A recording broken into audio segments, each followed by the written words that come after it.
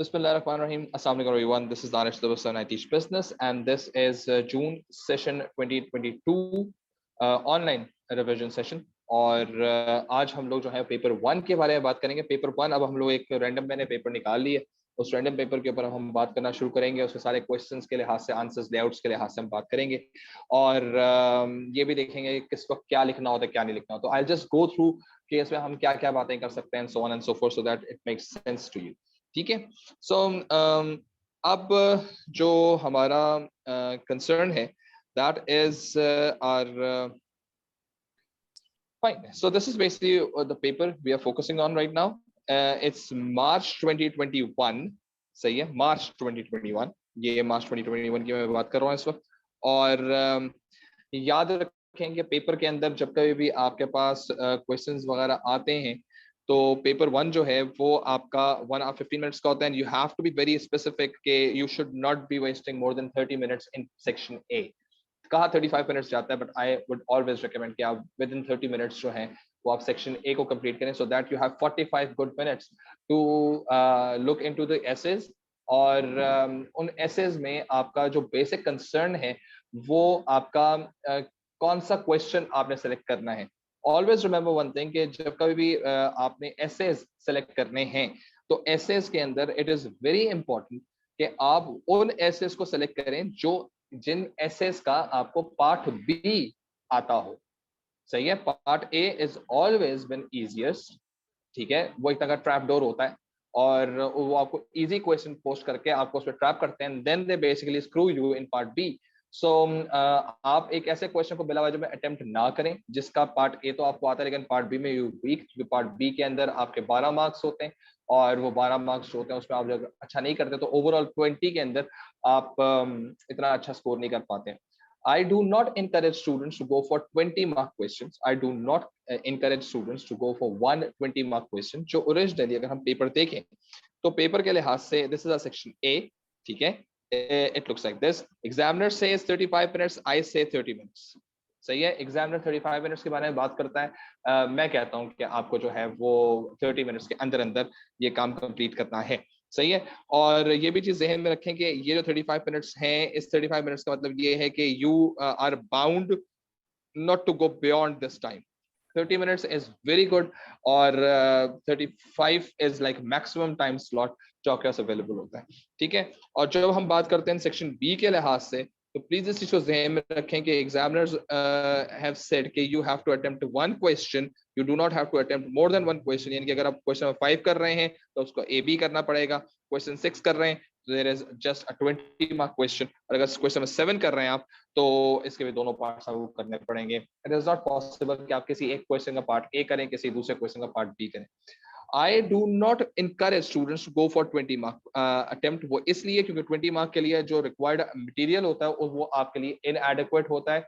लिखना उसको उस पर्टिकुलर मोमेंट सोचना और उसके अंदर एक जस्टिफाइड वे के अंदर आपका जो आंसर है उसको डेवलप करना।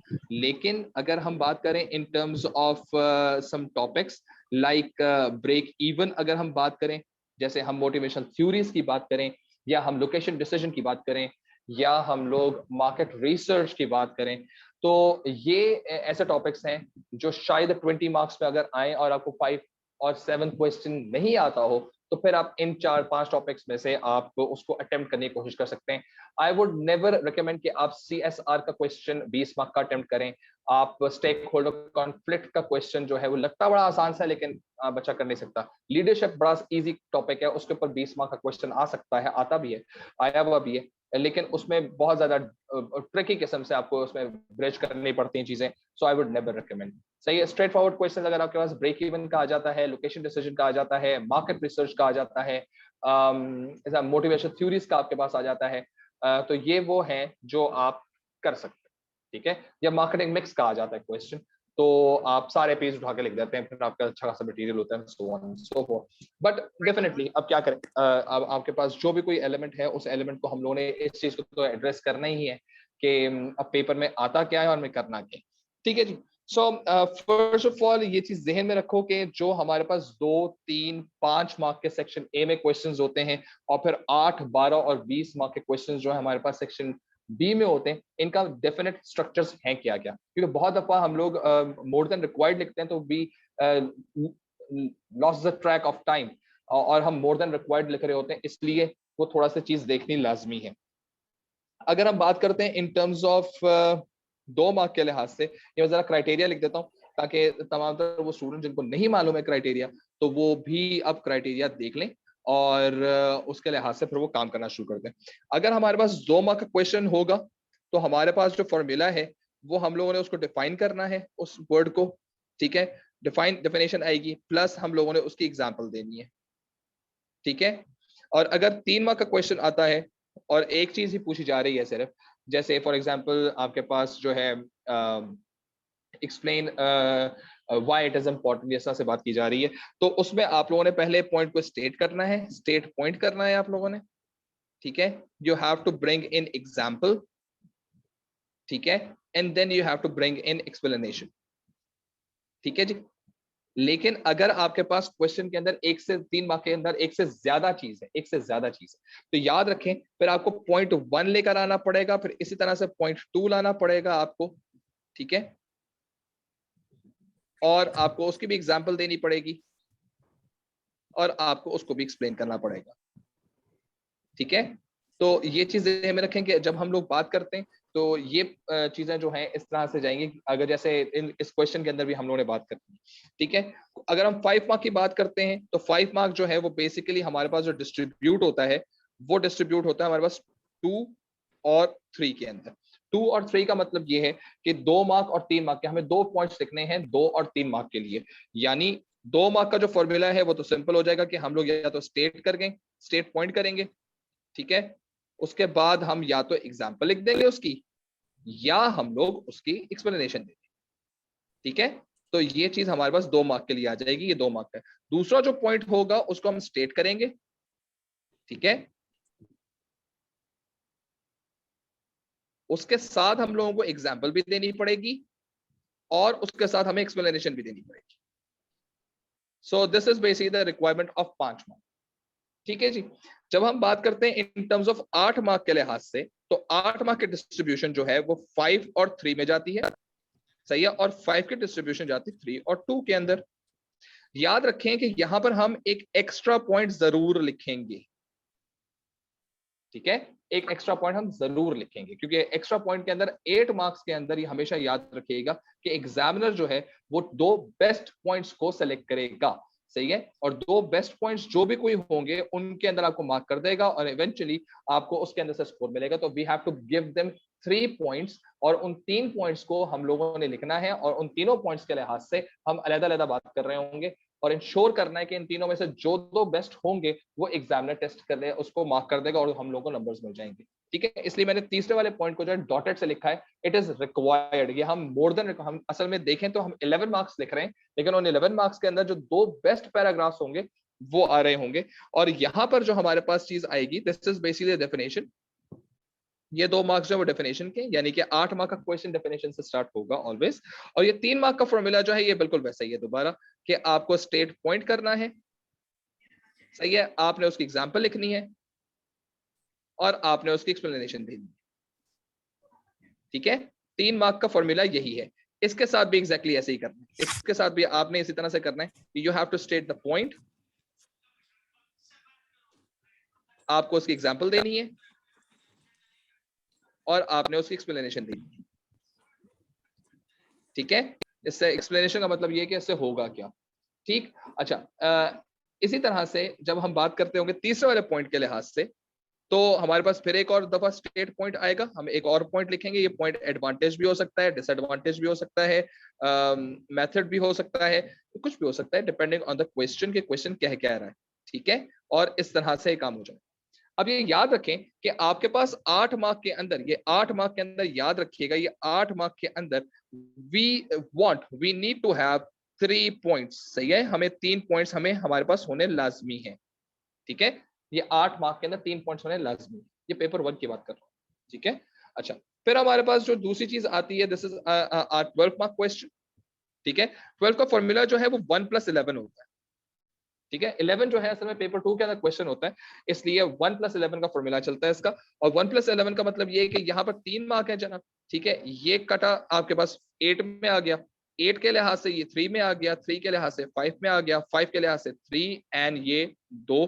क्योंकि 8 मार्क है तो 8 मार्क में हम एक एक्स्ट्रा 3 पॉइंट जरूर लिखते हैं। यानी 12 मार्क के अंदर, 12 मार्क के अंदर ये चीज जहन में रखिएगा कि आपको 4 पॉइंट्स देने हैं, ठीक है।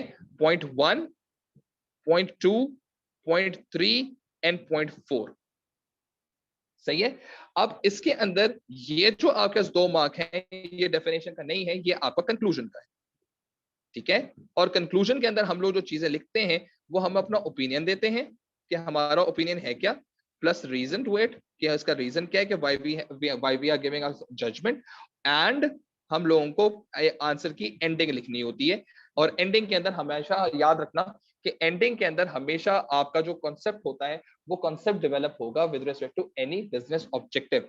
या तो आपने लिखना है कि why it is going to help the business in surviving the situation, या बिजनेस ग्रोथ।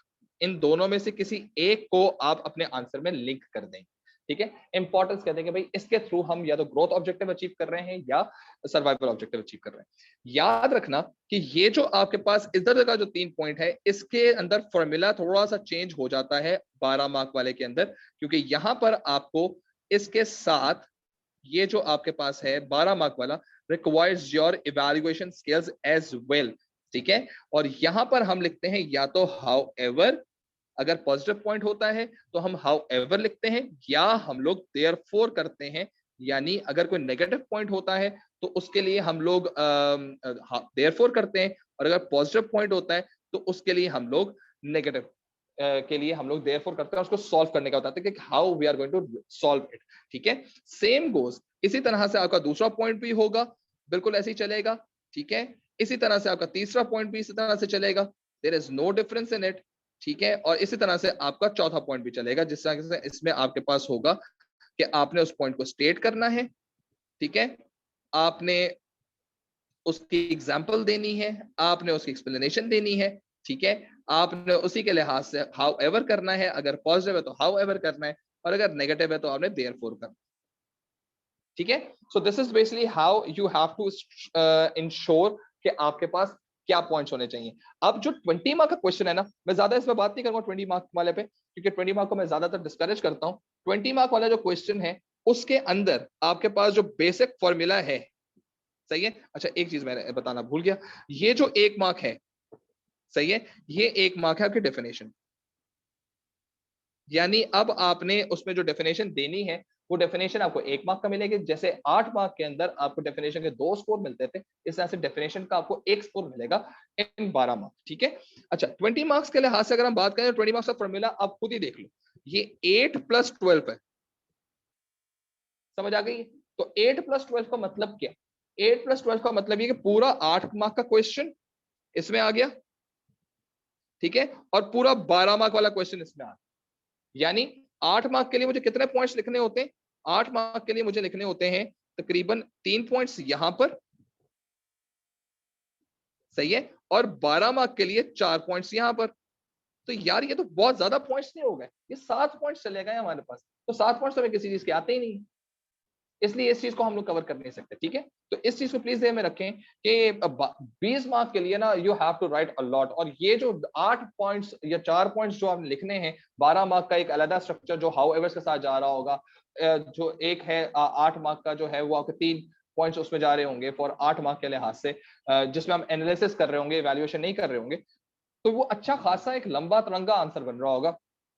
इस वजह से मैं ज्यादा प्रेफर नहीं करता कि आप 20 मार्क के अंदर जाकर ट्रैप हो जाए। आमतौर पर बच्चा जितना भी आंसर लिखता है वो 12, इसका जो 12 वाला हिस्सा है ना, ये वाला जो हिस्सा है इसका, बच्चा इस पर आंसर करके खत्म कर देता है, सांस फूल जाता है उसका। तो वो 12 में से कुछ नंबर ले, तो वो असल में उसके 12 में से 10 या 12 में से 11 आते हैं। लेकिन क्योंकि क्वेश्चन टोटल मिला जुला के 20 मार्क्स का होता है, तो वो 20 में से 11 नजर आते हैं। 12 में से 11 बहुत अच्छे नंबर्स हैं, लेकिन 20 में से 11 बहुत बुरे नंबर्स, ठीक है। एकदम से आपका ग्रेड कोलैप्स कर जाता है। और बिफोर आई मूव ऑन, ये चीज प्लीज ध्यान में रखिएगा, जो रीसेंट तरीन पेपर्स हुए थे नवंबर 2021 के, उसमें बहुत हाई थ्रेशोल्ड गया था।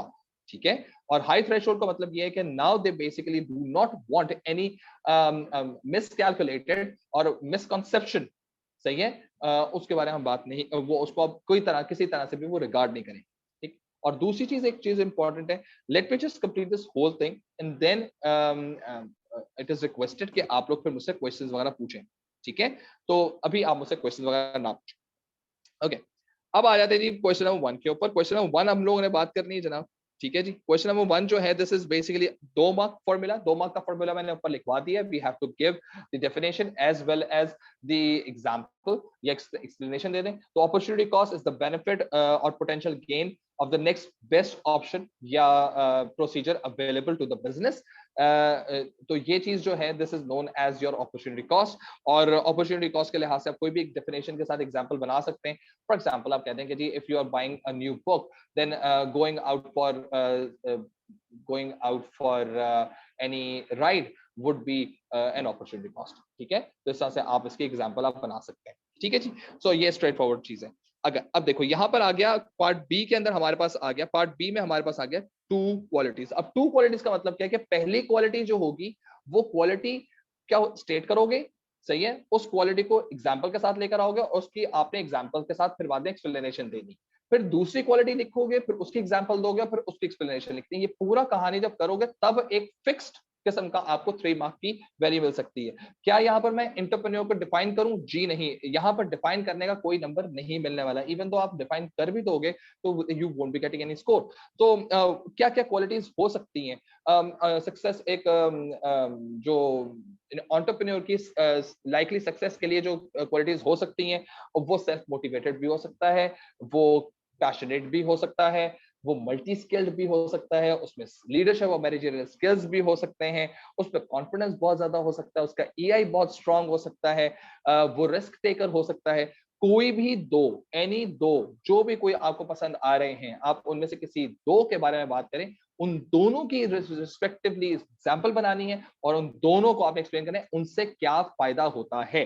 For example if I just say he is multi skilled, तो अब मल्टी स्किल्ड के लिहाज से मैं ये कह सकता हूँ कि successful entrepreneur must have multi skill, must be multi skilled. ये मेरा पॉइंट हो गया, ठीक है। For example he should be able to do financing as well as good in communication. तो ये मैंने एग्जांपल बना दी। अब इसके वो होगा क्या, इसकी एक्सप्लेनेशन क्या होगी? एक्सप्लेनेशन की ये हो सकती है कि if the entrepreneur is multi skilled, then he will be able to conduct a lot of multi task simultaneously without any mistake, ठीक है, and may take right decisions. तो जब मैंने ये बात की है तो ये मैंने उसकी एक्सप्लेनेशन दे दी है। तो इसी तरह से आपने जो पॉइंट है उसकी आपने एक्सप्लेनेशन देनी है। Fine, then we move on to question number 2। Question number 2 का ए पार्ट जो है, दैट बेसिकली सेज कि define the term demand. Demand के लिहाज से एक चीज को प्लीज ध्यान में रखना कि डिमांड के अंदर 2 बातें करनी लाजमी होती है, सही है।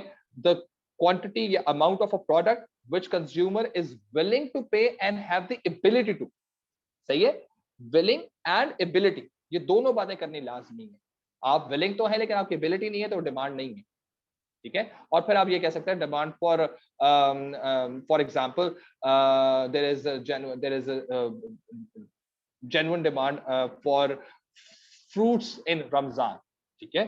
तो या that's way kind of an example is fine with the examination, ठीक है, 2 नंबर मिल जाते हैं, ठीक है। देन आपके पास पार्ट बी आ जाता है। पार्ट बी अगेन यही कह रहा है कि again you are going to talk about 2 factors which might influence supply of a product, not demand of the product. Again there is no need of defining what supply is, there is no need of giving a graph of supply, सही है। आमतौर पर बच्चे जो हैं वो economics जिन्होंने पढ़ी भी होती है, वो बच्चे ग्राफ्स के थ्रू बताने की कोशिश करते हैं, जो कि ये बात सही नहीं है, ठीक है। अच्छा जी, अब 2 फैक्टर्स क्या क्या हो सकते हैं? पहला फैक्टर तो होता है कि जी demand, level of demand of the consumer, ये भी आपका चेंज हो सकता है, तो उससे सप्लाई चेंज हो सकती है। कॉस्ट ऑफ प्रोडक्शन की वजह से चेंज हो सकती है। टैक्सेस इम्पोज्ड ऑन सप्लायर्स उस पे हो सकती है। सिमिलरली आपके पास जो वेदर कंडीशंस हैं या सीजंस हैं या हॉलीडेज हैं, वो आपकी सप्लाई को अफेक्ट कर सकते हैं। सिमिलरली आपके पास और एक और जो है that is availability of resources. आपके रिसोर्सेज जब कम होती हैं तो सप्लाई भी कम हो जाती है, अवेलेबिलिटी रिसोर्सेज ज्यादा होती हैं तो आपके पास सप्लाई भी ज्यादा हो जाती है। Similarly price the consumer willing to pay, अगर बिजनेस कंज्यूमर की बाइंग पावर जो है वही बढ़ रही है तो सप्लाई भी बढ़ जाती है क्योंकि नाउ दे कैन बाय मोर। ठीक है, तो bring different example supply of different चीजों की, कभी आप जैम की बात कर लें, आप बिस्किट की बात कर लें, आप कार्स की बात कर लें, आप ऑटोमोबाइल्स के लिहाज से आप मोबाइल फोन्स की बात कर लें, ठीक है, आप एयर टिकट्स के बारे में बात कर लें, तो ये एक आंसर में मल्टीपल एग्जांपल्स सेट की जा सकती है। ठीक है, देन हमारे पास क्वेश्चन नंबर 3 जो है उसके अंदर हम लोग बात कर रहे हैं explain the effects on a business of having high level of working capital.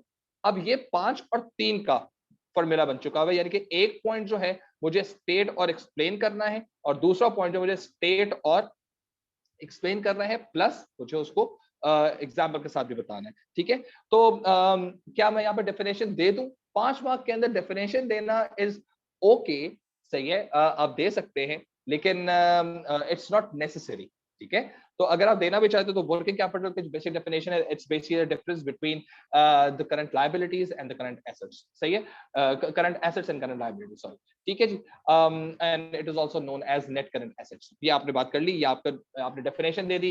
Examiner चाहेगा तो नंबर दे देगा, एग्जामिनर इसमें नंबर काटेगा नहीं, अगर आपने डेफिनेशन नहीं दी हुई तो नंबर कटेंगे नहीं।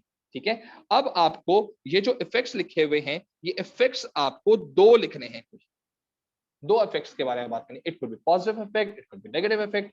अच्छा, क्या क्या इफेक्ट्स हो सकते हैं जी? High level of working capital का मतलब ये है कि कंपनी के पास करंट एसेट्स और करंट लायबिलिटीज से जो माइनस किया गया तो बहुत सारे पैसे बच गए। ठीक है, अब उससे फायदा क्या है? फायदा नंबर 1 उससे ये हो सकता है कि that capital can be used in paying the raw materials और डे टू डे एक्सपेंसेस। बिल्कुल ऐसा हो सकता है। ठीक है, एक और जो इसका इफेक्ट है बिजनेस के ऊपर कि they can pay off their suppliers in prompt manner. सही है, क्विकली। सही है, they can offer credit to their customers, ये भी एक इफेक्ट हो सकता है। ठीक है, आपके पास जो ज्यादा जब वर्किंग कैपिटल है तो बिजनेस की reliance on other short term financing like bank overdraft हो गया या ट्रेड क्रेडिट हो गया या शॉर्ट टर्म लाइबिलिटीज हो गया, उस पर आपका खत्म हो जाता है, डिपेंडेंस खत्म हो जाती है। ठीक है, आपके पास ये भी ध्यान में रखो कि इसका नेगेटिव इफेक्ट भी हो सकता है कि जी if you have high working capital, then that spare extra amount that you have more than required may have higher opportunity cost. आप बिला वजह में ज्यादा खर्चा कर सकते हैं, unnecessary expenses वगैरह हो सकते हैं। अब बिला वजह में ज्यादा इन्वेंट्री खरीद लेंगे तो might be possible आपका tied up capital ज्यादा हो जाएगा, idle resources होंगी। ठीक है, सिमिलरली आपके पास वो पैसा कहीं और पर भी इन्वेस्ट किया जा सकता था, फिक्स एसेट्स में भी इन्वेस्ट किया जा सकता था। ठीक है, अब ये याद रखो कि सिंस यहाँ पर किसी तरह का कोई बिजनेस आइडेंटिफाइड नहीं है तो you can bring several businesses example in every single point, not necessarily कि आप एक जनरल बिजनेस की बात करें। आप वर्किंग कैपिटल फॉर एग्जांपल आप बिस्किट की बात कर लेते जी, एक बिजनेस है बिस्किट का, उसका वर्किंग कैपिटल ज्यादा है तो वो ज्यादा रॉ मटेरियल खरीद लेगा। For example according to biscuit की जो बात हम कर रहे हैं वो ज्यादा फ्लावर, ज्यादा शुगर, ज्यादा कोको पाउडर वगैरह या वनीला एसेंस वगैरह खरीद रखेगा ताकि वो केक्स वगैरह जो है, वो जो बिस्किट्स वगैरह जो ज्यादा क्वांटिटी बन सके। ठीक है ना, तो ये चीज हो सकती है which basically going to increase the opportunity cost, या वो मोर पैसा इज अटैच्ड इन क्या होल्डिंग द स्टॉक, तो ऐसा की आप बात कर सकते हैं। ठीक है, तो कोई 2 फैक्टर्स के बारे में बात करनी है। एक फैक्टर होगा जिसको आप स्टेट करोगे और उसके साथ आप एग्जाम्पल या एक्सप्लेनेशन दे दोगे, जबकि दूसरे वाले फैक्टर के साथ एग्जाम्पल भी देनी है और एक्सप्लेनेशन भी देनी है। ठीक है, देन हमारे पास जो तीसरा क्वेश्चन आता है, फोर्थ क्वेश्चन जो है 4A जो है हमारे पास, उस 4A के अंदर we have to define the transformation process. Transformation process is converting the input factors into output. सही है, in an efficient way. अब ये चीज ध्यान में रखो कि इनपुट से आउटपुट बता दिया आपने, अगर ट्रांसफॉर्मेशन प्रोसेस हो गया, क्योंकि 2 मार्क हैं, डेफिनेशन के साथ हम लोगों को एग्जांपल भी देनी पड़ेगी, तो डेफिनेशन के साथ जो एग्जांपल देंगे आप कोई भी एग्जांपल दे सकते हो। आपकी एग्जांपल ये भी हो सकती है कि जी different raw materials are used to produce a cake.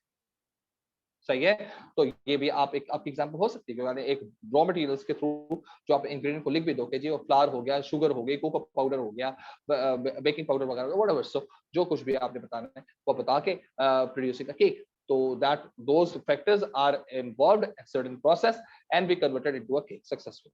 ठीक है, तो ये हमारे पास चीज हो सकती है।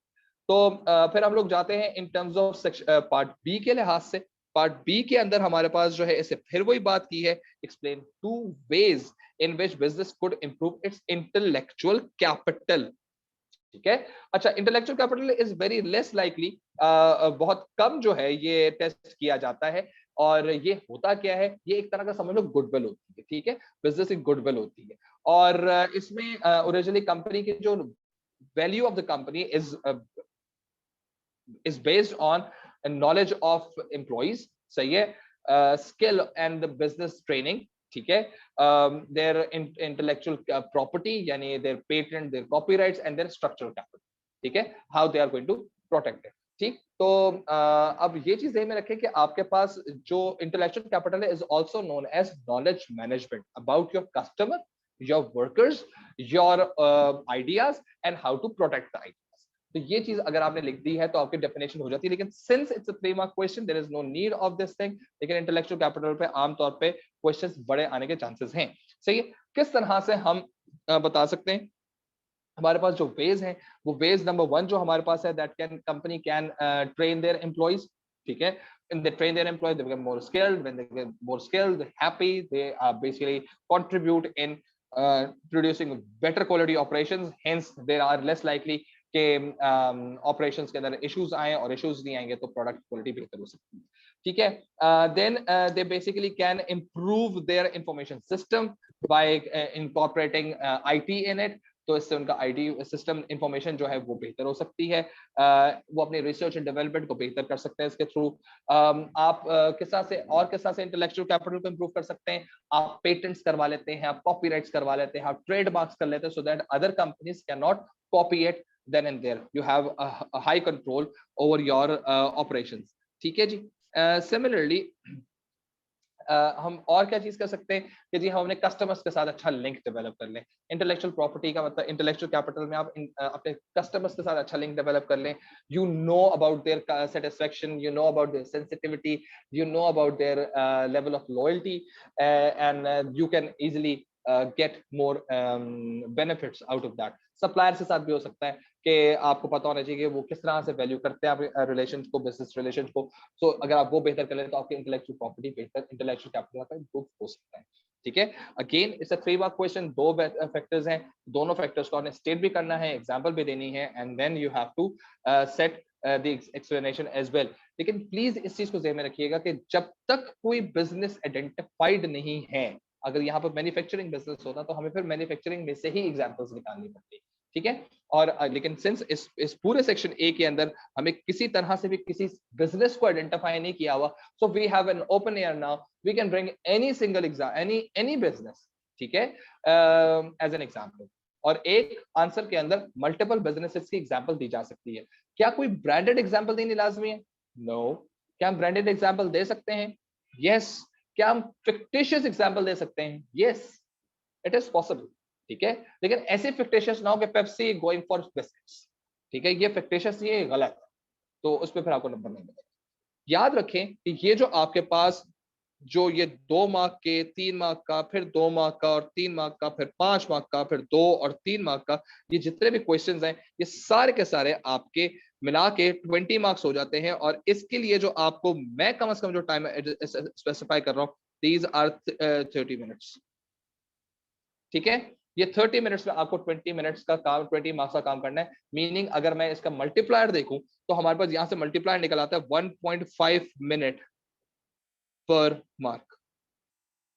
ठीक है, तो 2 मार्क का क्वेश्चन जो है वो आपको 3 मिनट में कर देना चाहिए, 3 मार्क का क्वेश्चन जो है आपको 4.5 मिनट्स में कर देना चाहिए। ये भी 3 मिनट में होगा, ये भी 4.5 मिनट्स में होगा, सही है, ये 7.5 मिनट्स में होगा, ठीक है, ये 3 मिनट्स में होगा, सही है, और ये 4.5 मिनट्स में होगा। तो मिला जुला के आपके 30 मिनट्स कंज्यूम हो जाते हैं। Practice in writing answers with in given time span, क्योंकि अगर आप टाइम ज्यादा स्पेंड करना शुरू कर देंगे, you left less time available for essays. ठीक है, फिर हम जाते हैं जनाब सेक्शन बी की तरफ। अब सेक्शन बी के अंदर 2-3 चीजों को आपने अपने जहन में रखा। पहला, कोई भी ऐसे सेलेक्ट करने से पहले आपने ये देखना है कि उसके आपको पार्ट बी के अंदर कितने पॉइंट्स आते हैं। पार्ट बी में जितने पॉइंट्स भी आपको आते हो, किसमें आप ज्यादा कन्विंसिंगली सेपरेट डिफरेंट पॉइंट्स लिखकर उनकी सेपरेट डिफरेंट एक्सप्लेनेशन दे सकते हैं। ठीक है, so do not select any question जिसका पार्ट ए तो आपको अच्छा आता हो लेकिन पार्ट बी में आप वीक हो। सही है, और 20 मार्क वाले को मैं हमेशा से डिस्करेज करता हूं, बार बार यही बात कर रहा हूं, लेकिन ये चीज ध्यान में रखें कि जब हम बात करते हैं in terms of section A के लिहाज से, तो सेक्शन ए में हमारे पास स्ट्रेट फॉरवर्ड कॉन्सेप्ट्स आ जाते हैं, लेकिन जो आपके पास पेपर 1 के सेक्शन बी में है, वहां पर समटाइम्स ये एक अदद बिजनेस की कंडीशन देते हैं। ठीक है, अब आपको उस बिजनेस की कंडीशन में रहते हुए आपको एग्जांपल्स बनानी पड़ेंगी, which is less likely to be on a easier zone for every student. Therefore पहले आप पार्ट बी को सेलेक्ट कर लें कि बी पार्ट बी के अंदर आप कौन सा क्वेश्चन आप ज्यादा अच्छा कर सकते हैं, जिसका पार्ट बी आप ज्यादा अच्छा कर सकते हैं ना, उसका पार्ट ए आप करने की कोशिश करें। ठीक है, then you have for this you need to think wisely before attempting any question and do not rush के अंदर क्वेश्चन अटेम्प्ट करना शुरू ना कर दो। बीच में आमतौर पर मैं देखता हूँ कि बच्चा पार्ट ए कर रहा होता है, पार्ट ए करते करते एकदम से उसका ख्याल आता है यार ये पार्ट ए में अच्छा नहीं कर पा रहा, मुझे ना दूसरा क्वेश्चन करना चाहिए, तो यू लॉस्ट दैट टाइम। तो you are not there to lose time, rather आपको हर मिनट को अपने फेवर में लेके जाना। नंबर 1, ये पूरी एक बात, एक पहली बात है। दूसरी बात, सिंस एसेस के अंदर हम पैराग्राफ से बात करते हैं, जैसे मैंने ऊपर बात की है कि हमारे पास जो है 8 मार्क के लिए हमें 3 पॉइंट्स चाहिए। सही है, 8 मार्क के लिए हमें 3 पॉइंट्स चाहिए। ठीक है, और 12 मार्क के लिए हमें 4 पॉइंट्स चाहिए। ठीक है ना, तो इसका मतलब ये है कि जो 3 पॉइंट्स हैं या जो 4 पॉइंट्स हैं हमारे पास, ये अलग अलग पैराग्राफ्स पे आ रहे हैं। ठीक है, और आइडियली आपको पैराग्राफ पे लिखे तो अच्छा भी लगता है, तो थोड़ा सा एक अच्छा स्ट्रक्चर्ड लगता है। सही है, और चाहे तो आप एक बड़े सारे पैराग्राफ में आप सब कुछ लिखते हैं, लेकिन वो फॉर्मूले के अंदर जो रहते हैं वो 3 मार्क की जो डिस्ट्रीब्यूशन है ना, वो होनी लाजमी। ठीक है, तो पॉइंट स्टेट होगा, उसकी एग्जांपल सेट की जाएगी, उसको एक्सप्लेन कर दिया जाएगा। जहां पर एग्जांपल नहीं होगी वहां का नंबर कट जाएगा, हर चीज का एक एक नंबर। ठीक है, तो अब ये चीज ध्यान में रखें, नंबर 1। नंबर 2 चीज ये, every after paragraph read the question again. ठीक है, रीड द क्वेश्चन अगेन, क्योंकि एट टाइम्स होता ये है कि हमारे पास जब मैंने बहुत दफा ये चीज देखी है कि जब हम एसएस के ऊपर हम बात कर रहे होते हैं, तो बच्चे का जो पहला पॉइंट होता है वो क्वेश्चन से कनेक्टेड होता है। ठीक है, जो कि बिल्कुल सही होता है। दूसरा पॉइंट जो है वो लास्ट वाले पॉइंट से कनेक्टेड होता है, और तीसरा वाला पॉइंट जो है वो दूसरे वाले पॉइंट से कनेक्टेड होता है। अब इसका मतलब ये है कि जो थर्ड पॉइंट और सेकंड पॉइंट है, they are away from the original requirement of the question. ठीक है, and that basically makes your analysis weaker. ठीक है, तो उस पर आपको फिर आपको वो स्कोर्स मिलते नहीं आप। ठीक है ना, तो इस चीज को प्लीज ध्यान में रखें। आपने जब एक पैराग्राफ खत्म कर दिया, read the question again with cool and काम माइंड। बिल्कुल कोई रश करने की जरूरत नहीं है। अगर आप टाइम बेस्ड काम कर रहे हैं, टू द पॉइंट आप बात कर रहे हैं, आपके पास टाइम बचेगा, इतना टाइम बचेगा कि आप उसको रिव्यू करके एक्स्ट्रा पॉइंट्स भी ऐड इन कर सकते हैं। सही है, तो इस चीज को प्लीज ध्यान में रखिएगा। और इस चीज को भी आप अपने इंपॉर्टेंट, इस चीज को भी आप जहन में रखो कि भले वो 12 मार्क हो, भले वो 8 मार्क हो, हर पैराग्राफ के बाद आपको क्वेश्चन दोबारा से पढ़ना है। थर्ड मोस्ट इंपॉर्टेंट चीज इज दिस कि आपके क्वेश्चन के अंदर पूछा क्या जा रहा है। ठीक है, कि क्या चीज है जिसको हम लोगों ने फोर्स करके अपने आंसर में लेकर आना है। जैसे पहला वाला क्वेश्चन है, इस पहले वाले क्वेश्चन के अंदर हमारे पास जो चीज पूछी जा रही है वो हमसे बेनिफिट्स पूछे जा रहे हैं। इसका मतलब ये कि किसी तरह से भी ड्रॉबैक्स नहीं आने वाले इस आंसर के। ठीक है, अच्छा, analyse the benefits to a business of recruiting employees from outside the business, यानी कि ये आउटसाइड द बिजनेस की तरह से रिक्रूटमेंट हो रही है। तो इसका मतलब क्या है कि एक्सटर्नल रिक्रूटमेंट की डेफिनेशन से आपको स्टार्ट करना। ठीक है, तो अगर हम बात करते हैं इसके पैराग्राफ के लिहाज से, तो पहला पैराग्राफ जो होगा वो डेफिनेशन का होता है 8 मार्क के लिहाज से। ठीक है, और 8 मार्क का फॉर्मूला मैं दोबारा यहां लिख देता हूं क्योंकि मैं इसी चीज को रेफर कर रहा हूँ। 8 मार्क का फॉर्मूला क्या बनता है कि आपके पास 8 मार्क है, ये आपके पास बन गया 3, ये बन गया आपके 5, ये बन गया आपके 3, ये बन गया आपके 2, और आपके पास एक एक्स्ट्रा पॉइंट आ गया 3। तो मुझे अगर इस क्वेश्चन के लिहाज से बात करनी है, यानी कि मुझे बेनिफिट्स लिखने हैं, तो मुझे बेनिफिट्स कितने लिखने हैं? 3 लिखने। मुझे डेफिनेशन किसकी लिखनी है? मुझे इसकी डेफिनेशन। ठीक है, तो ये जो 2 पॉइंट्स हैं, इन 2 पॉइंट्स के अंदर मेरे पास जो पहली चीज जो आ रही होगी, ये जो है, ये किस 2 मार्क किस चीज के होते हैं? डेफिनेशन के। तो मैं किस चीज की डेफिनेशन दूंगा? मैं एक्सटर्नल रिक्रूटमेंट के डेफिनेशन। और फिर मुझे बेनिफिट्स बताने हैं, 3 बेनिफिट्स बताने एक्सटर्नल रिक्रूटमेंट के। ठीक है, एक्सटर्नल रिक्रूटमेंट के फायदे क्या क्या हो सकते हैं? कि जी नया बंदा जब आता है, बाहर से बंदा कोई हायर किया जाता है, तो नए आइडियाज और नई प्रैक्टिसेस लेकर आता है। वो आपके बिजनेस के लिए नई भी हो सकती हैं, लोगों के लिए इस्तेमाल करने में उनकी लर्निंग एबिलिटीज भी बढ़ सकती हैं, और उनकी बोर्डम वगैरह जो है वो भी उनकी कम हो जाती है। सिमिलरली जब आप बाहर से कोई बंदा लेकर आते हैं, तो आपका इंटेलेक्चुअल कैपिटल आपका बढ़ता है, क्योंकि अगेन योर एम्प्लॉय नॉलेज जो है वो आपकी बढ़ रही है, which basically improves your goodwill as well. ठीक है, सिमिलरली आपके पास एक और जो है फायदा इसका ये हो सकता है कि आपके पास जब एक्सटर्नल रिक्रूटमेंट कर रहे होते हैं, तो आपके पास बहुत सारे एम्प्लॉयज होते हैं एक्सटर्नल रिक्रूटमेंट में, जिनमें से आप बेस्ट वन आप सिलेक्ट कर सकते हैं। डेफिनेटली टाइम कंज्यूमिंग जरूर होता है, लेकिन आपको बेस्ट एम्प्लॉय मिलता है जो कि उस काम को बेहतर कर सकते हो। You have a wide range of choice available, इसमें आपके पास काम हो सकता है। ठीक है, और इसी तरह से आपके पास जो एम्प्लॉयज हैं, उनका लीडरशिप स्टाइल जो होता है, that can be more intuitive, and they might be more into team building. ठीक है, and they know how different companies are run. तो इस वजह से they are going to bring more encouragement और more positive environment in the company. यहां पर कोई भी आपने डिसएडवांटेज नहीं लिखना। यहां पर एक बच्चा कहता है, सर क्या मैं एक इंटरनल रिक्रूटमेंट का मैं डिसएडवांटेज ये लिख सकता हूं? डिसएडवांटेज अगर मैं इंटरनल रिक्रूटमेंट लिखता हूं, तो मेरा एक्सटर्नल का फायदा हो जाता है। Yes, you can do this. ठीक है, कि आप इंटरनल का एक डिसएडवांटेज लिखें, जस्ट लाइक के जी इंटरनल रिक्रूटमेंट के अंदर प्रोडक्टिविटी में नॉट बी हाई। ठीक है, क्योंकि वो तो प्रमोट होके आ रहा होता है, तो प्रमोटेड बंदा जो होता है वो उतना ज्यादा प्रोडक्टिव ये होता है, एफिशिएंट नहीं हो सकता। वेयर एज वो जो है एक्सटर्नल एम्प्लॉय जो है वो आपका ज्यादा इफेक्टिव हो सकता है। बिल्कुल सही एक्सप्लेनेशन है इसकी, इसमें कोई मसले की बात नहीं है। ठीक है, सो ये बेसिकली आपका पहला क्वेश्चन। अच्छा, दूसरा क्वेश्चन जो हमारे पास है, उसमें हमारे पास जो कीवर्ड है जिसको हम लोगों ने अब बहुत ज्यादा इसको देखना है, वो ये है, इट इज वेदर। ठीक है, ये वेदर वाला कीवर्ड जो है ना, ये असल में मामला थोड़े से चेंज कर देता है। क्यों चेंज कर देता है? क्योंकि ये वेदर जो है, ये कहता है भाई इसके आगे जो स्टेटमेंट लिखा हुआ है ना, उसको आप एग्री भी करो और फिर आप उसको डिसएग्री भी करो। एग्री करने का मतलब ये है कि आपको जो कहा जा रहा है, पहले आप उसके बेनिफिट्स की तरफ चले जाओ। ठीक है, और 12 मार्क के लिहाज से अगर मैं डिस्ट्रीब्यूशन देखूं, तो 12 मार्क की डिस्ट्रीब्यूशन कैसे होती है? 12 मार्क की डिस्ट्रीब्यूशन होती है 1 + 11, और 11 टूटता है 3 और 8 के अंदर, 8 टूटता है अगर 3 और 5 के अंदर, 5 टूटता है 3 और 2 के अंदर। और ये याद रखो कि यहां पर भी आपके पास एक 3 पॉइंट एग्जिस्ट कर रहा होता है।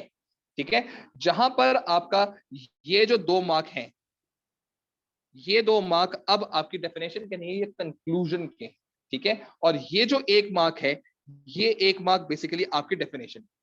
ठीक है, इसका मतलब ये है कि अब अगर मुझे ये 3 पॉइंट लिखना है, 1 3 पॉइंट, 2 3 पॉइंट, 3 3 पॉइंट और 4 3 पॉइंट्स, 4 पॉइंट्स मुझे लिखने हैं। और इन चारों पॉइंट्स के 3 नंबर्स हासिल करने के लिए मेरे पास जो फॉर्मूला है वो हमने ऊपर डिस्कस किया हुआ है, कि हम लोगों ने पहले पॉइंट को स्टेट करना है। सही है, फिर हम लोगों ने उसकी एग्जांपल देनी है, फिर हमने उसकी एक्सप्लेनेशन देनी है, और फिर हमने हाउ एवर करना है। तो अगर पॉजिटिव पॉइंट होगा तो वो हाउ एवर की तरफ जाएगा, अगर नेगेटिव पॉइंट होगा तो वो देयरफॉर की तरफ जाएगा। ठीक है, अब क्वेश्चन पढ़ लेते हैं।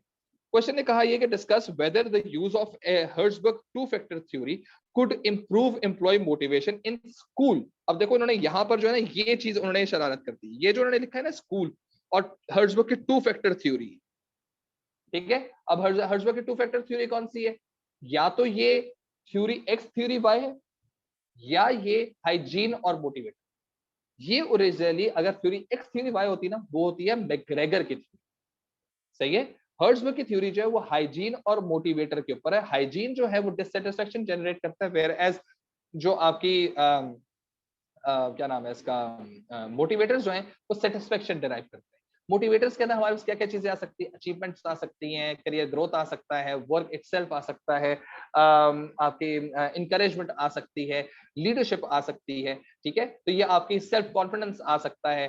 ठीक है, पर्सनल डेवलपमेंट आ सकती है। ये सारी की सारी चीजें जो है ये आपकी मोटिवेटर्स के अंदर हैं, जो कि सेटिस्फेक्शन लेवल लेके जाती है। ठीक है। और जो हाइजीन फैक्टर है that is basically something that is subjective to person, यानी कि कुछ हद तक ये बंदे के अंदर एक स्पार्क लेकर आएगा, लेकिन इसका उसको वो करना, रीसेट करना और उसके लिहाज से फर्दर उसमें फर्दर इंप्रूवमेंट लेकर आना इज रियली वेरी इंपॉर्टेंट, ठीक है ना।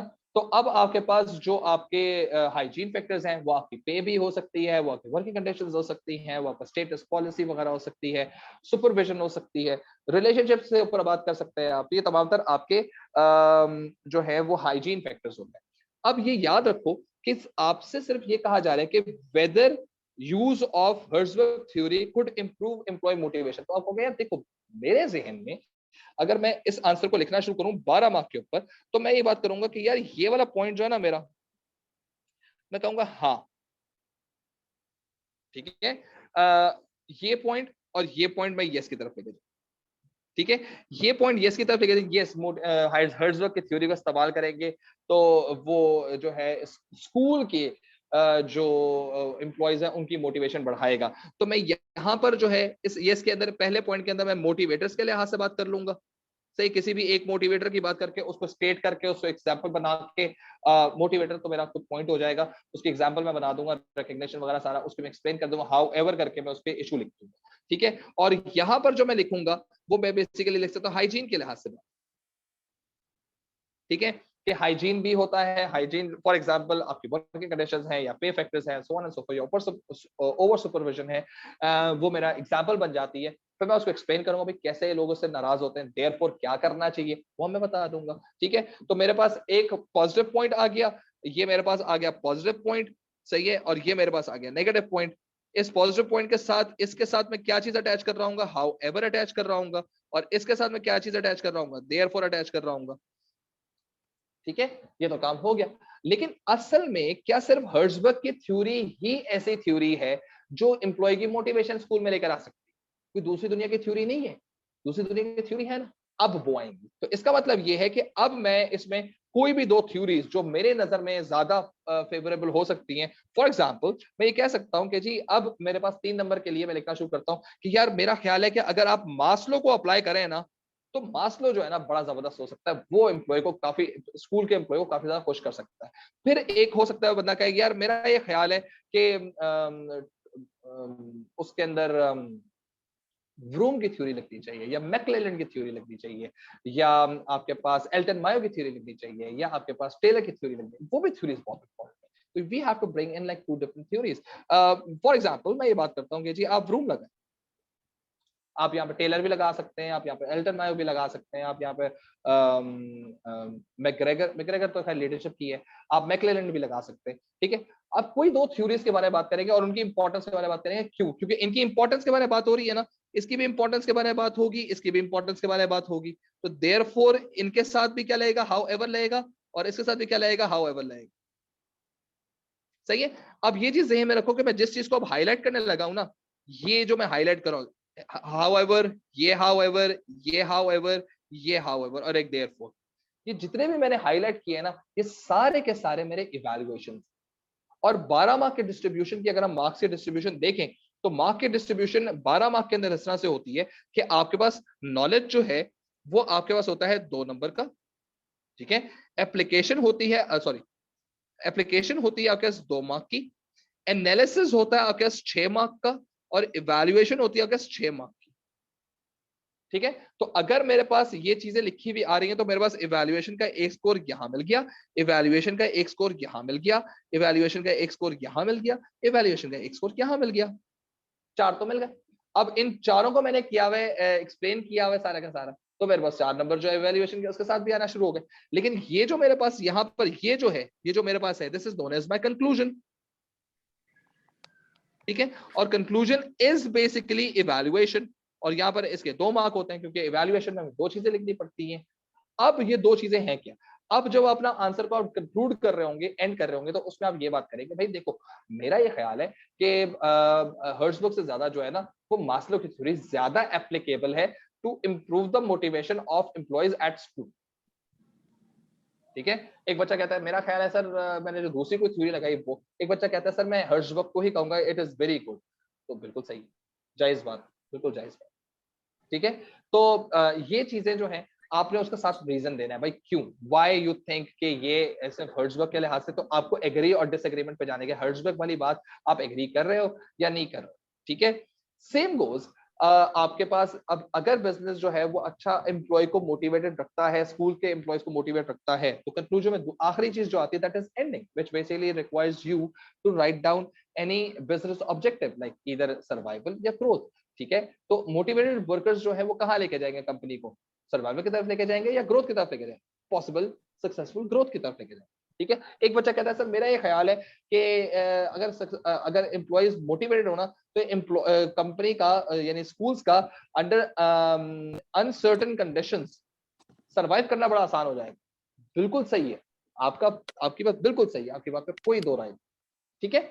सो this is basically what we have in ये दोनों क्वेश्चंस के लिहाज से हमने बात कर ली। अच्छा, अभी हम क्वेश्चन नंबर 6 को थोड़ी देर के लिए छोड़ रहे हैं, हम क्वेश्चन 7 पे आ रहे हैं ताकि इसी लेआउट को हम दोबारा से एक दफा डिस्कस कर लें। एंड में मैं फिर 20 मार्क वाले के लिहाज से बात करूंगा। अच्छा जी, अब यहाँ पर आपके चीज आ जाती है कि आपके पास ये जो क्वेश्चन है, अब क्वेश्चन नंबर 7A की अगर हम बात करें तो 7A के अंदर हमारे पास जो कीवर्ड आ रहा है, सही है, दिस इज नोन एज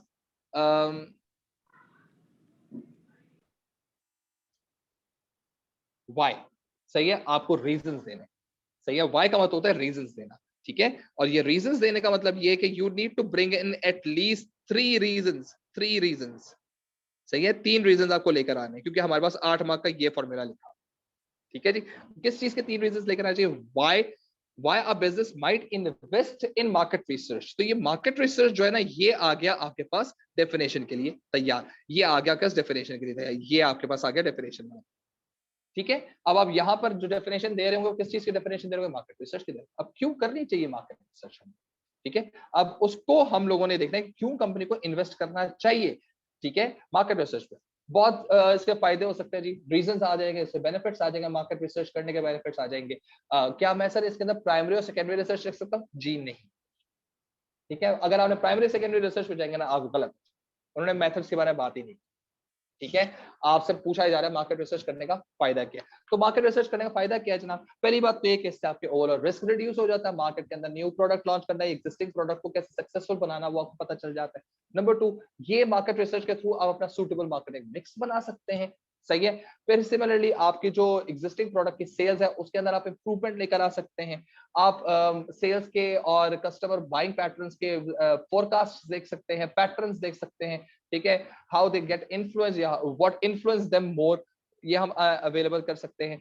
आपके मार्केट रिसर्च की वजह से आपको मार्केट गैप्स नजर आ सकते हैं, where you can introduce your new product and can find a niche as well, ठीक है, and can earn more profits, ठीक। सिमिलरली आप जो है मार्केट रिसर्च करके ये भी देख सकते हैं कि what are the government policies या how the competition is there, what sort of competition is there, where the competition lies in this industry and so on and so forth, ठीक है। तो और ये चीज भी ध्यान में रखें कि कॉम्पिटिटर की आपको वीकनेसेस भी पता चल सकती है, उसको स्ट्रेंथ भी पता चल सकती है, सो that you can set your business accordingly. अब ये इतने सारे जो मैंने आपको पॉइंट बताए उनमें से कोई भी 3 पॉइंट आपने निकालने हैं, ठीक है।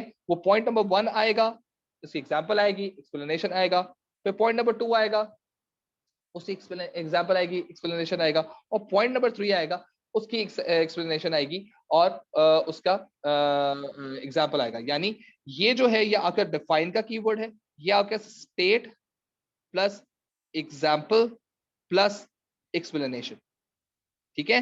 फिर ये आ गया state plus example plus explanation, ये आ गया state plus example plus explanation, ठीक है। तो this is how you can just make sure कि आपका आंसर इस तरह से स्ट्रक्चर होगा, ठीक। फिर हम लोग आ जाते हैं क्वेश्चन नंबर 7 के पार्ट बी की तरफ, और क्वेश्चन नंबर 7 पार्ट बी के अंदर फिर देखो आपको एक तरह का बिजनेस जो है वो आइडेंटिफाई कर दिया। अब उन्होंने एयरलाइंस को कर दिया, पहले उन्होंने स्कूल को किया था, अब उन्होंने एयरलाइंस को कर दिया। तो find yourself your comfort zone कि where you can make better examples. Airline में आपको उसके वर्कर्स के बारे में मालूम है, उसके ऑपरेशंस के बारे में मालूम है, उसके बारे में आप आइडिया जनरेट कर सकते हैं, एग्जांपल जिसके बारे में आप ज्यादा अच्छे तरीके से एग्जांपल जनरेट कर सकते हो वो आप सेलेक्ट करेंगे। अब यहाँ पर कीवर्ड जो है फिर वही आ जाता है कीवर्ड का मसला कि इसमें कीवर्ड क्या है, इसमें कीवर्ड जो है वो फिर क्या आ गया जी, वेदर आ गया, वेदर का मतलब यही है कि जी आपको 2 पॉइंट आपके यस पे आएंगे, 2 पॉइंट आपके नो पर आएंगे। मैं इसको थोड़ी देर के लिए मिटा देता हूँ क्योंकि ये जो है उसके लिहाज से नहीं है, अब ये इस लिहाज से इसको डिराइव किया जाएगा।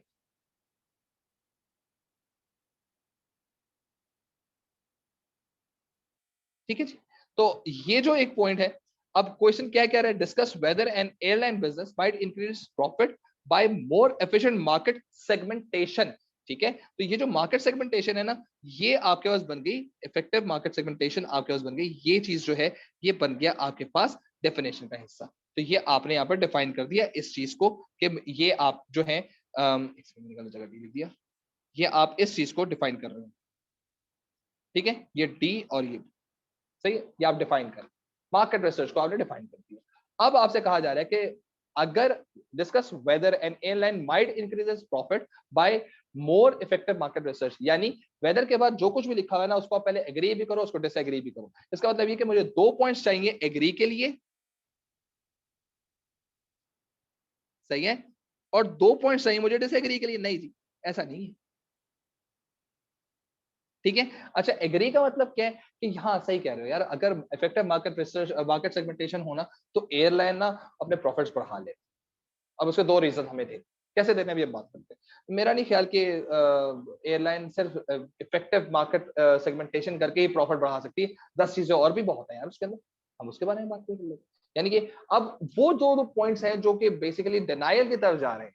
तेरी सेगमेंटेशन में क्योंकि गलती भी, इसलिए अदर फैक्टर को भी देखना पड़ता है, तो इसलिए हम ये बात करेंगे। ठीक है जी, तो पहली चीज तो ये है कि जी आपको जो फायदा है सेगमेंटेशन करने का, वो ये है कि आपको सेगमेंटेशन करने से आपको एयरलाइन को जो फायदा मिलता है वो ये है कि मार्केट के अंदर आपको सेक्शंस पता चल जाते हैं, ग्रुप्स पता चल जाते हैं, सब ग्रुप्स पता चल जाते हैं जिनको आप प्रोडक्ट बेच सकते हैं at a different price, market price discrimination के थ्रू। तो सेगमेंटेशन ही वो चीज होती है जिसके थ्रू हमें पता चलता है कि कौन से ग्रुप्स को हम लोग डिफरेंट प्राइस के ऊपर सेम प्रोडक्ट हम बेच सकते हैं।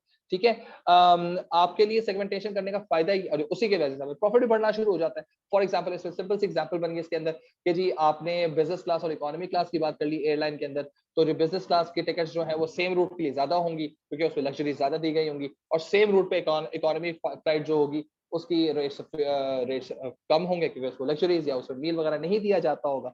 ठीक है, इससे कंपनी जो है वो दोनों को अट्रैक्ट करेंगे, नेट सेल्स आपकी बढ़ेगी और मोर देन रिक्वायर्ड लोग आएंगे, तो आपके टोटल प्रॉफिट्स बढ़ने शुरू हो जाएंगे। सिमिलरली हमारे पास डिफरेंट सेगमेंट्स के अंदर प्रॉफिटेबिलिटी कैसे पता चल जाती, बढ़ जाती है, क्योंकि हम हर एक के अंदर डिफरेंट तरीके से कैंपेनिंग कर सकते हैं। ठीक है, हम डिफरेंट तरीके से प्रमोशन कर सकते हैं, हर सेगमेंट को अलग-अलग टारगेट कर सकते हैं और उसको इन्फ्लुएंस कर सकते हैं। इन्फ्लुएंस करते हैं तो उससे सेल्स और नेट प्रॉफिट हमारा बढ़ सकता है, कन्विंस कर सकते हैं टू पे हायर प्राइसेस। ठीक है, सिमिलरली आपके पास जो बिजनेस है, अगर वो सेगमेंटेशन कर रहा होता है तो उससे हमारे पास एक और चीज जो पता चलती है वो ये कि हमारे पास अपॉर्चुनिटीज क्या क्या है मार्केट के अंदर, हम क्या क्या वेरिएशंस लेकर आ सकते हैं। ठीक है, there could be a chance कि वो इकोनॉमी ही क्लास के अंदर 2 तरह की और वैल्यू ले ले, विद मील एंड विदाउट मील। ठीक है, या कोई वो एक्सक्लूसिव जो है वो फ्लाइट ओपन कर दें जो कि डिस्काउंटेड प्राइसेस पे करो, तो they basically increase their profit by segmentation. तो ये मैंने 3-4 पॉइंट्स आपको बता दिए जो इसकी फेवर में जा रहे हैं, हाँ ये ऐसा करना चाहिए। हाउएवर, हर एक के साथ इसका हाउएवर आएगा, वो इशू आएगा कि क्या इश्यूज आ सकते हैं। जैसे फॉर एग्जांपल मैंने बात की कि जी प्राइस डिस्क्रिमिनेशन करके आप जो बिजनेस क्लास है और आपकी जो इकोनॉमी क्लास है, इन दोनों को आप डिफरेंट तरीके से कर सकते हैं, लेकिन हाउएवर देयर आर चांसेस कि जो इकोनॉमी क्लास है जिसमें लेस प्रॉफिट मार्जिन है, ठीक है, लेस प्रॉफिट मार्जिन है, उसकी सेल्स ज्यादा हो जाए as compare to that business class ticket जो बहुत हाई प्रॉफिट मार्जिन के ऊपर है, उस पर आपकी सेल्स उतनी ना हो। Hence, by the end of the flight, company may not be able to post that much of profit that was expected if more business class tickets were sold. ठीक है, तो ये भी ऐसा की चीजें भी हो सकती है। तो ये सबसे आपने उसी का ही हाउएवर निकालना, हमने सेगमेंटेशन का हाउएवर नहीं निकालना, हमने सेगमेंटेशन डिसएडवांटेज नहीं लिखना, आपने उस पॉइंट का हाउएवर निकालना है। अच्छा, इसके अलावा और क्या चीज हो सकती है? क्या ये वाकई सिर्फ इतनी ही चीज है कि आपके पास सिर्फ आप मार्केट सेगमेंटेशन करें और बारे नहीं हो जाए? जी नहीं, there are other factors as well you have to think about, जिसके वजह प्रॉफिटेबिलिटी फर्क पड़ सकती है। These are the external environments.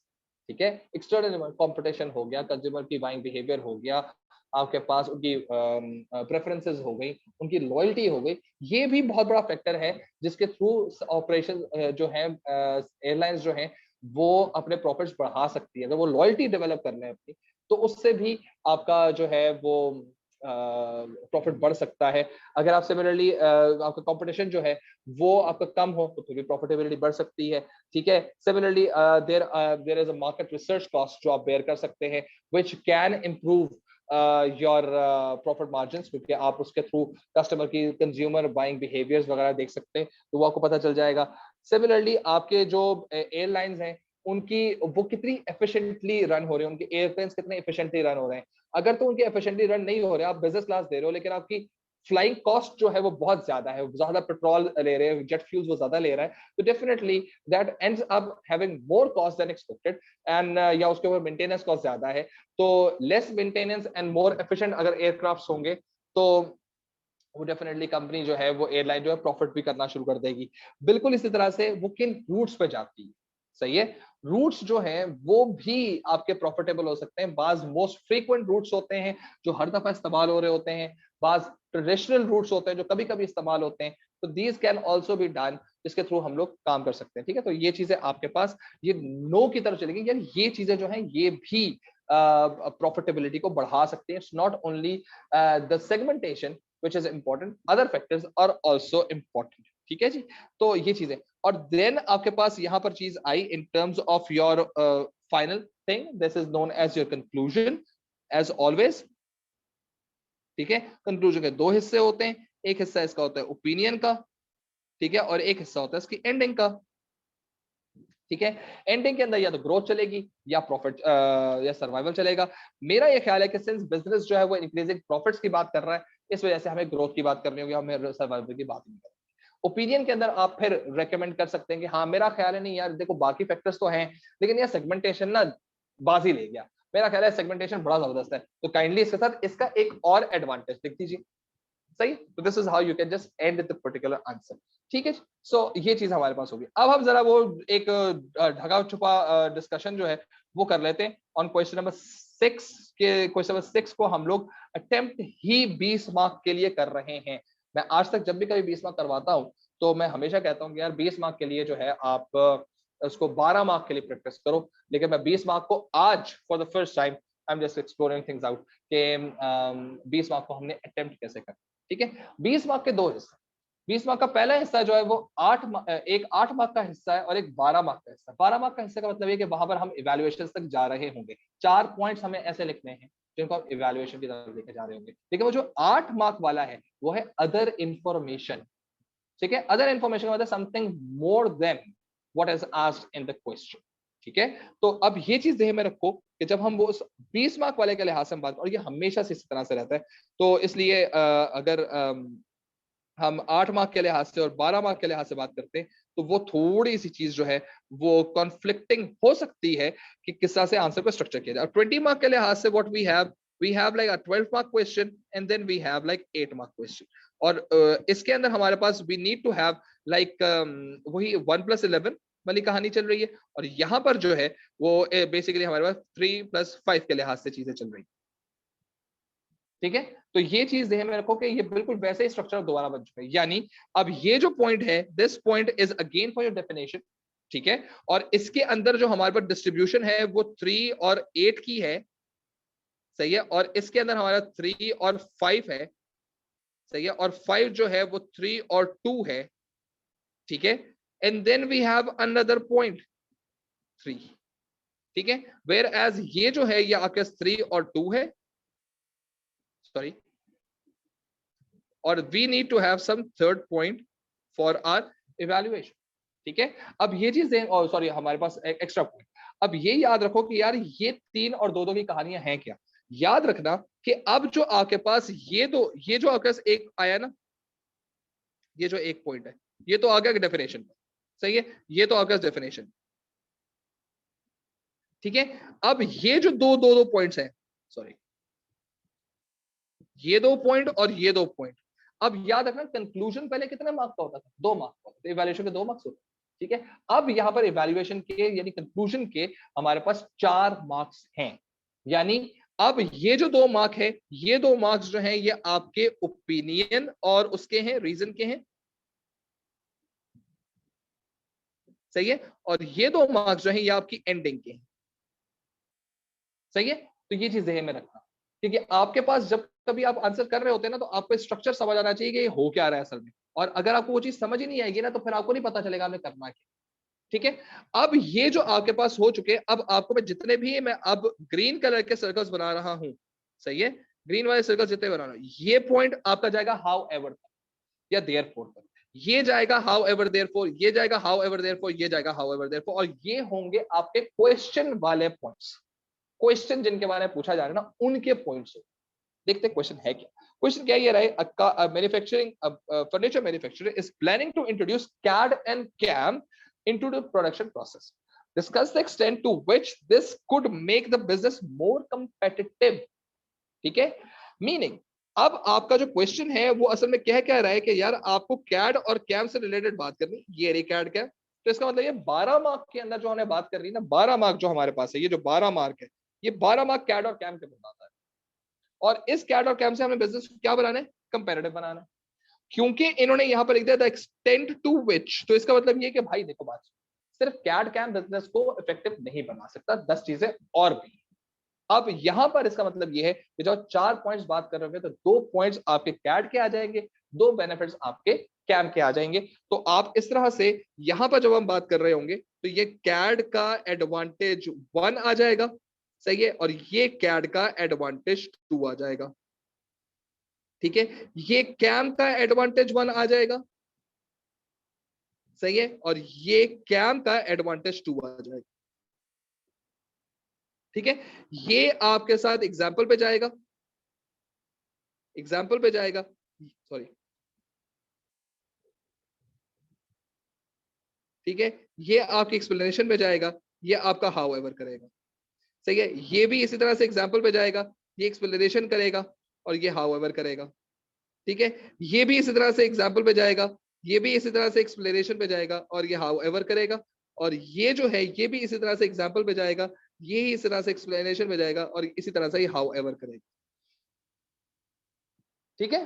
तो ये पूरे का पूरा कैड कैम के लिए 12 मार्क का आंसर हमने लिख दिया। अब बात ये है कि बिजनेस को क्या कंपेटिटिव बनाने के लिए सिर्फ कैड कैम की जरूरत होती है, नहीं होती, और ये याद रखना कि ये जो एग्जाम्पल यहाँ पर आ रही है ना, मुसलसल जो एग्जाम्पल आ रही है, ये जो एग्जाम्पल, ये एग्जाम्पल आई, ये एग्जाम्पल आई, ये एग्जाम्पल आई, ये एग्जाम्पल आई, ये एग्जाम्पल कहाँ से आ रही है, ये एग्जाम्पल आ रही है इस चीज, ठीक है। Read the question again and again जब कभी भी आप आंसर्स कर रहे हों, ठीक है। तो इस चीज को प्लीज ध्यान में रखें कि जब तक आपका रीफ्रेजिंग ना हो रही हो तब तक आप आगे नहीं चल सकते। अब कौन से ऐसे फैक्टर्स हैं जो शायद कैड कैम के अलावा और बिजनेस को कंपैरेटिव बना सकते हैं, सही है, कैड कैम तो हो गया, अब उसके अलावा और क्या चीज है भाई, इसके अलावा हमारा एम्प्लॉय है, एम्प्लॉय भी तो कंपैरेटिव बनाता है बिजनेस, ठीक है, हमारी मार्केटिंग है, वो भी तो कंपैरेटिव बनाती है हमारे बिजनेस, हमारा फाइनेंस अवेलेबिलिटी है, वो भी तो बनाती है बिजनेस को कंपैरेटिव, ये सिर्फ कैड कैम तो नहीं है ना, कैड कैम तो सिर्फ ऑपरेशंस की बात है। इसका मतलब ये कि मेरे पास अब मैं यहाँ पर जब मैं 3 पॉइंट के लिहाज से बात करूंगा, सॉरी ये वाला 3, सही है, अगर मैं, can I change the colour,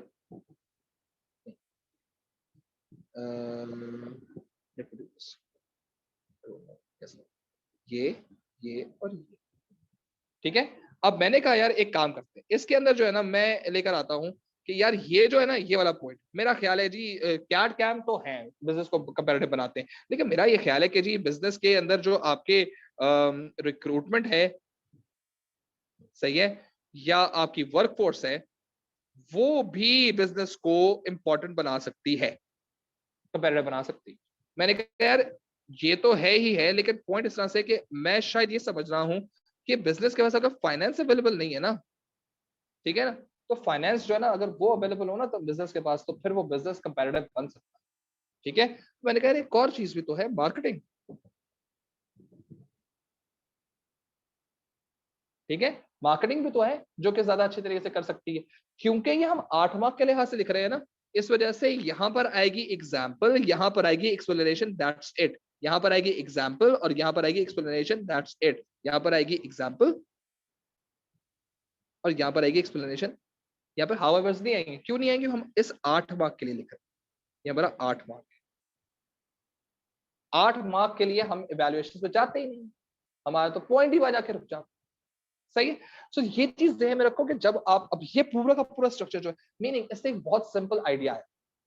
idea ये आया कि 20 मार्क के क्वेश्चन के अंदर 12 मार्क का आंसर जो है ना, वो तो उसी यूनिट में से लिखना होता है। अगर गौर से देखो तो मैंने यहाँ पर इस जगह पर मैंने यूनिट 2 डिस्कस किया। मैंने असल में किया क्या है, जो मेरे पास 8 मार्क वाला था ना, इसके अंदर मैंने यूनिट 2 के बारे में बात की है, मैंने यूनिट 3 के बारे में बात की है, और मैंने यूनिट नंबर 5 के बारे में बात की। क्योंकि मैं 12 मार्क के अंदर यूनिट 4 के बारे में बात कर रहा था, कैट कैम यूनिट 4 में से। सही है। अब यूनिट 1 की कनेक्शन इसके साथ लेकर आनी है, यूनिट 2 की कनेक्शन, 3 यूनिट की कनेक्शन इसके साथ लेकर आनी है। 12 मार्क्स के 20 मार्क के अंदर आपको पहले 12 मार्क का आपको फुल फ्लेज आंसर वैसे ही लिखना है जैसे आप लिखते हैं, लेकिन उसके बाद आपने 8 मार्क जो इंपेड करने हैं वो आपने लेकर आने हैं बाकी दूसरे यूनिट्स में से। तो you have to first identify कि आपका बिजनेस का जो क्वेश्चन है 20 मार्क वाला, वो किस यूनिट में से आया। सही है। ये यूनिट 1 में से आया है तो 2, 3, 4, 5 में से आप कोई 3 यूनिट उठा लो, उसका इफेक्ट बता दो। आपको क्वेश्चन नंबर 2 में से, यूनिट 2 में से आ रहा है तो आप 1, 3, 5, 4, 5 में से बता दो, उनमें से 3 निकाल दो। यूनिट नंबर 5 में से आ रहा है अगर आपका 20 मार्क क्वेश्चन, तो सर 1, 2, 3, 4 में से कोई 3 यूनिट निकालो और उनके बारे में बात करो। यानी यूनिट 5 वाला आंसर जो होगा, जैसे ये वाला क्वेश्चन जो है, क्वेश्चन नंबर 6 जो है, ये आया हुआ है यूनिट नंबर 4 में से, कैट कैम यूनिट 4 की कहानी। तो मैंने कहा ठीक है, अब मेरे ज़हन में है कि ये यूनिट नंबर 4 है ना, इसका मतलब ये है कि अब यूनिट नंबर 4 को तो मैं 12 मार्क के लिए लेके जाऊँ।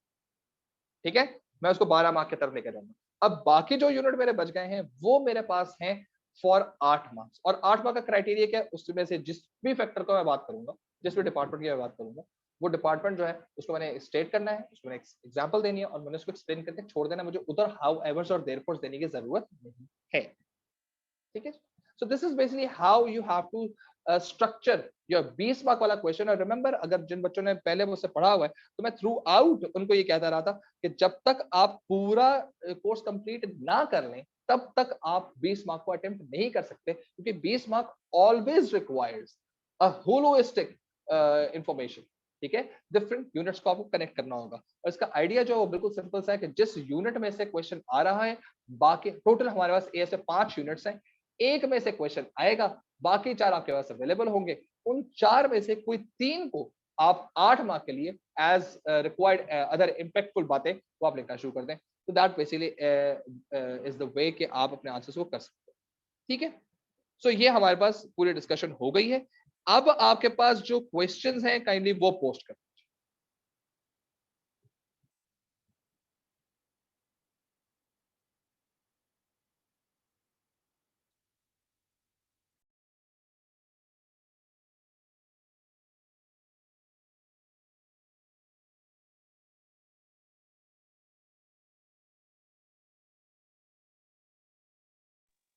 ओके। सो मेरा क्वेश्चन ये कि हाउ कैन वी आइडेंटिफाई कि हमें ग्रोथ पे जाना है या सर्वाइवल पे जाना है। ये टोटली आपके ऊपर है।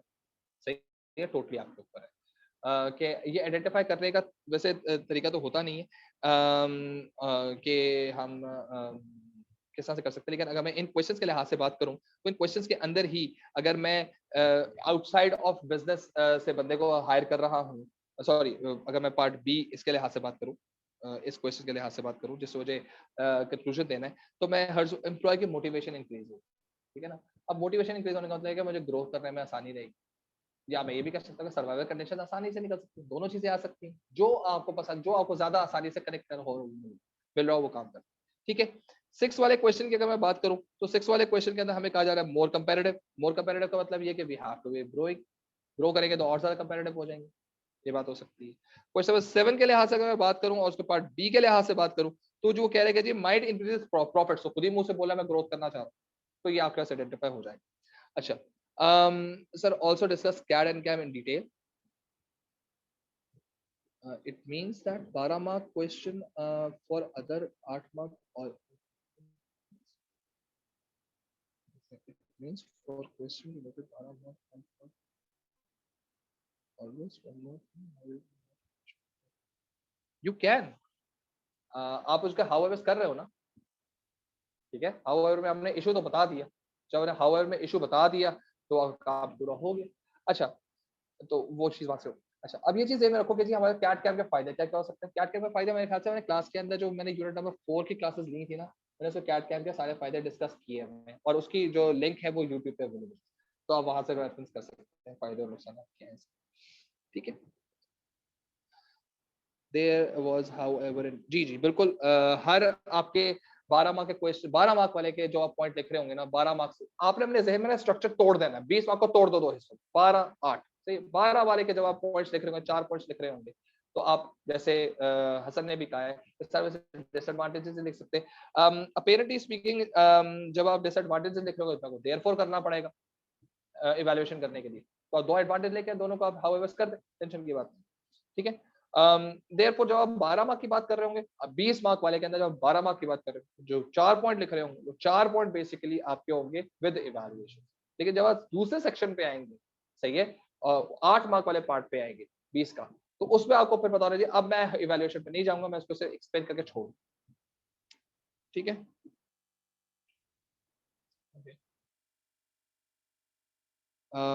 सर इंटेलेक्चुअल कैपिटल दोबारा एक्सप्लेन कर दें।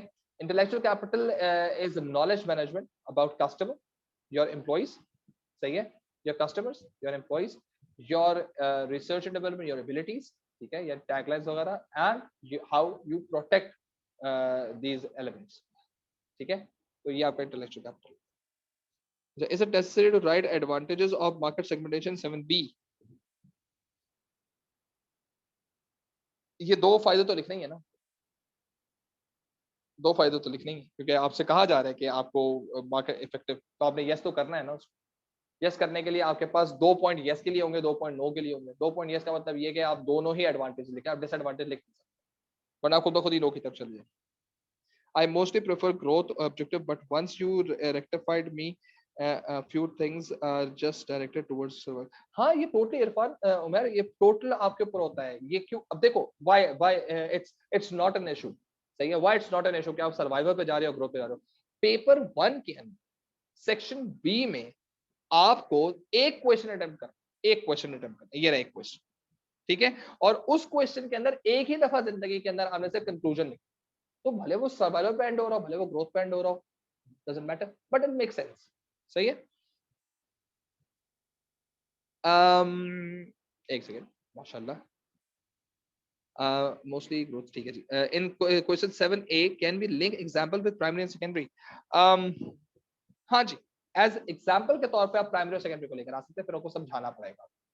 एग्जांपल के तौर पे जरूर आ सकते हैं, लेकिन ये जो आपसे कहा था वाई किया, तो आप प्राइमरी के रीजन नहीं लिख सकते ठीक है, आप मार्केट रिसर्च का ही रीजन लिखोगे और समझाने के लिए आप उसको एग्जांपल के तौर पे आप प्राइमरी और सेकेंडरी को इस्तेमाल कर सकते, बिल्कुल पॉसिबल।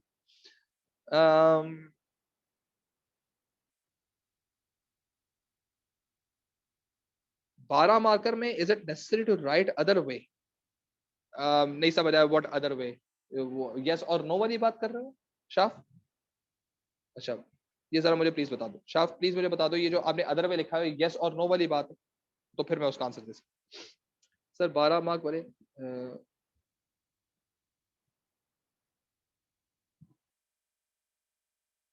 हाँ करना लाजमी, यस शाफ करना, अदर मेथड अदर रीजन देना लाजमी, बिल्कुल।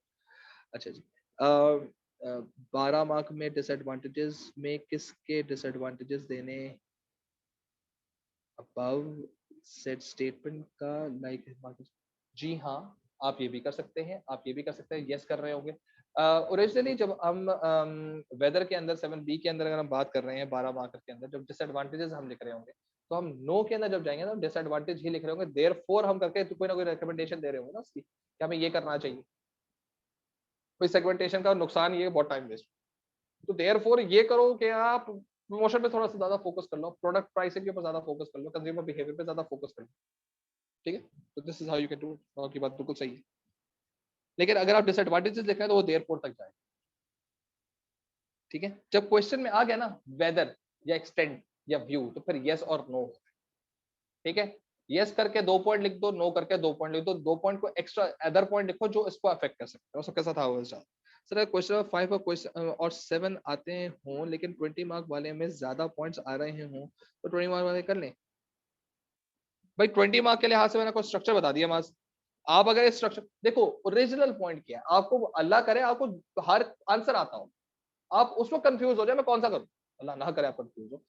लेकिन इतना आसान पेपर हो इंशाल्लाह कि आप लोग कहें 5 AB 7 AB 6 सभी आते हैं, कौन सा करूं। तो आपके पास इतने पॉइंट्स होने चाहिए जितने पॉइंट्स मैंने आपको बताए हैं। अगर ये सफिशिएंट पॉइंट्स हैं आपके पास with exclusive explanation and their howevers and therefores, ठीक है, तो आप जरूर कर सकते हैं, बिल्कुल कर लीजिए 20 मार्क। सही है, लेकिन 20 मार्क को मैं हमेशा से रेफरेंस करता हूं कि आपका सिर्फ 4 ऐसे टॉपिक्स हैं जिनके ऊपर आप 20 मार्क को अटेम्प्ट करें, क्योंकि इसके उसमें लिखना रिलेटिवली आपके लिए आसान हो जाता है। एक आपके पास मार्केट रिसर्च है, ठीक है, दूसरा आपके पास मोटिवेशनल थ्योरीज है, तीसरा आपके पास ब्रेक इवन, फाइनेंस में से कभी नहीं करना 20 मार्क को, यूनिट 1 में से कभी नहीं करना 20 मार्क को, ठीक है, भले उसके कितने पॉइंट्स क्यों ना आते हैं। Sometimes when the question asks for advantages and disadvantages type of questions are though however aspect of though advantages conflict with the disadvantages of the point which causes lack of points over। जी हाँ बिल्कुल, क्योंकि originally होता ऐसा है उमेर कि आपकी number 1 आपको उसके नंबर ऑफ पॉइंट्स ज्यादा नहीं आए, इसलिए जब आप हाउ एवर कर रहे हैं ना, तो वो आप हाउ एवर नहीं कर रहे हैं, असल में आप डिसएडवांटेज कोट कर रहे हैं। ठीक है, अब जैसे मैंने बात की थी कि जी अगर मेरे पास ये काम होता तो मैं और काम भी कर सकता था, मैं उसके डिसएडवांटेज की तरफ नहीं गया था, मैंने उसके ही हाउ एवर के बारे में बात की जो उसकी डिसएडवांटेज नहीं था। ठीक है ना, तो ये तो उस वक्त पता चलता है कि जब आपकी रीडिंग ज्यादा होती है। तो और ये भी चीज ध्यान में रखो कि अगर आप कोई डिसएडवांटेज को ही समहाउ लिंक कर रहे हो तो आपके पास एक से ज्यादा डिसएडवांटेजेस होने चाहिए, तो फिर वो बात आपको समझ आपकी क्लियरेंस हो जाएगी। तो ये सिर्फ और सिर्फ रीडिंग आपकी रिलेटिवली कम है, इस वजह से आपको ऐसा लगता है कि आप जब हाउ एवर कर रहे हैं तो या तो आप डिसएडवांटेज कोट कर रहे हैं, और जो आप बात कर चुके हैं वो अगले डिसएडवांटेज में आपने तकरीबन वही बात दोबारा कर। तो या it's just about the reading content जो आपके आपके पास कम है, वो उस वजह से आप ओवरलैप कर रहे हैं। क्यों? क्योंकि एक मैं सिंपल से एग्जांपल देता हूँ, एक बच्चा है, सही है, वो बच्चा मोटिवेशन को, एफिशिएंसी को, प्रोडक्टिविटी को, सेटिस्फेक्शन को और लॉयल्टी को एक ही समझता है। ठीक है, एम्प्लॉय मोटिवेशन से लेकर एम्प्लॉय लॉयल्टी तक सब एक ही बात है। एक दूसरा स्टूडेंट जो है वो इनको 5 डिफरेंट पॉइंट समझता है, क्योंकि उसको हर एक का डिफरेंट एक्सपोजर मालूम। तो डिपेंड कर रहा है ना कि आप आपके पास क्या इंफॉर्मेशन है और आपके पास कितनी रीडिंग है। ठीक है, तो इस चीज को प्लीज ध्यान में रखें। Can we give out the book example? Like yesterday, I was solving 12 mark question of why there is a requirement of insured policies to equality in this workforce. One of its point is to provide legal terms, for example, European Union Right Commission. बिल्कुल आप कर सकते हैं, बिल्कुल आप कर सकते हैं। ठीक है, आप बुक के एग्जांपल्स बिल्कुल लेकर आ सकते हैं, बुक के क्वेश्चंस प्लीज सॉल्व ना करें। ठीक है, बुक के क्वेश्चंस प्लीज आप सॉल्व ना करें, बुक की केस स्टडीज है वो आप ना सॉल्व करें। ठीक है, वो नहीं सॉल्व करें। हाँ, अगर आपको लगता है ऐसा कि आप उनमें से कोई एग्जांपल उठा के डाल सकते हैं, मैंने वही बात की ना, एग्जांपल्स जो है ना, वो बात आती है जैसे सेक्शन ए में एग्जांपल के ऊपर किसी तरह की बाइंडिंग नहीं है इस वाले पेपर में। ठीक है ना, लेकिन सेक्शन बी के अंदर उन्होंने बाइंडिंग की है, कभी वो स्कूल पूछ रहे हैं, तो कभी वो फर्नीचर पूछ रहे हैं, तो कभी वो एयरलाइन पूछ रहे हैं, तो वो बाइंड कर, तो उस बाइंडेड आपके पास कोई प्रॉपर एग्जांपल फिक्टिशियस है, फाइन, ओरिजिनल है, फाइन, सही है, बुकिश है, फाइन। ठीक है, एग्जांपल होनी चाहिए, जो मतलब है असल में एग्जांपल होनी चाहिए। Fine. So this is basically how it's all happening. So I guess this is it for today. कल इंशाल्लाह ताला हम लोग बात करेंगे in terms of paper. Thank you very much. Allah Hafiz.